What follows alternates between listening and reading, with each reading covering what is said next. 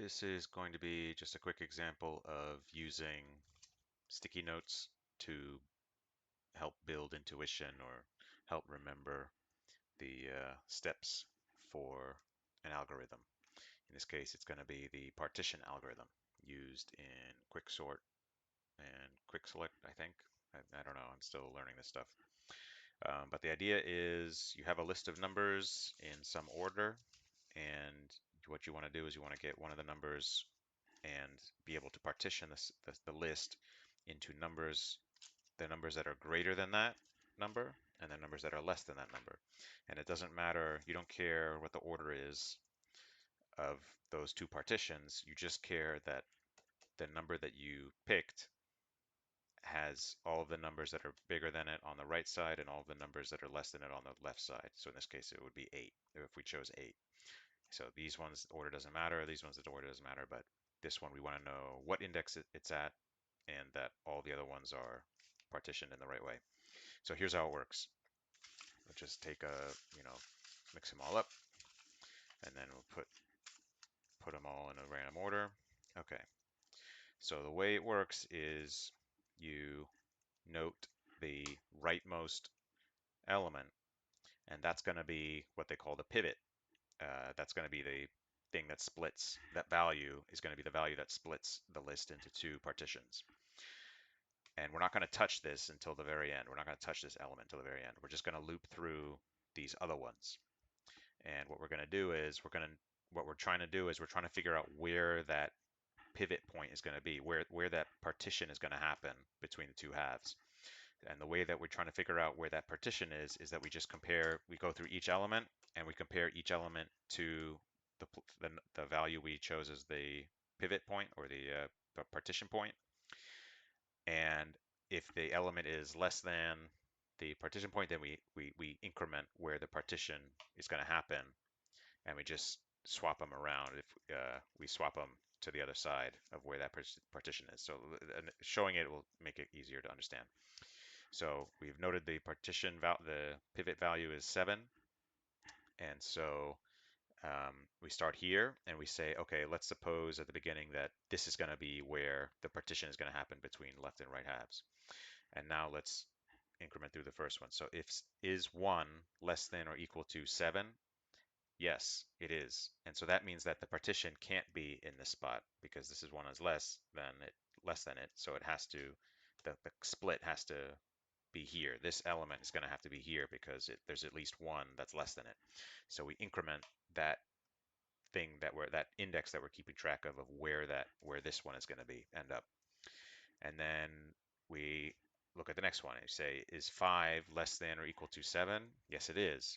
And so what we do is we again swap this one with what you're supposed to do is you take the element of the index that you're currently considering and you swap it with the element that is at the pivot index, or what I call the final pivot index. But in this case, it's the same index, so it's not going to do anything. So we go to the next one. 8. Is 8 less than or equal to 7? No, it isn't. So we don't do anything. But we still have, right now, we are still thinking that we did increment this. So here we incremented and here we incremented. So we're thinking that this index is going to be where we're going to want to have this one at the end. So then we go to the next one. 9. Is 9 less than or equal to 7? No, it isn't. So we don't do anything and we don't increment this one. Then we go to 10. Is 10 less than or equal to 7? No, it isn't. So again, we don't do anything. We don't increment this. And so now the final step is we just take this value and we swap it with wherever we had our keeping track of where that final index would be. So we just swap it like this. And now you've got the pivot value 7, and it's separated the two halves into these two. It's separated the list into these two halves. So we'll mix it up again and do another one. And I think just doing a couple of these a day helps to build up the memory. You got to pretend like you're back in elementary school. Oh, 7, we already did 7. Let's do another one. Let's do 5. Okay, we'll do here. Oh, well, 5 is smaller than everything. Okay, that's fine. So start here. Is 1 less than or equal to 5? Yes. So we increment the final pivot index. Is 8 less than or equal to 5? No. And so we just keep going, no, no, no, no. So then at the end we swap this, and we've got it split into these two pivots. Let's mix it up and do another one. Let's pick another one that's a little bit more in the middle. So we'll pick 8 to be the last one. Okay, let's go here. Okay, yeah, this is better. Okay, last one. So 8 is going to be the pivot value. We start with the guess that the final pivot index is going to be here at the leftmost index. Is 7 less than or equal to 8? Yes, it is. So we increment our guess at where the final pivot index is going to be, because we know we need to have at least this one to the left of the pivot value.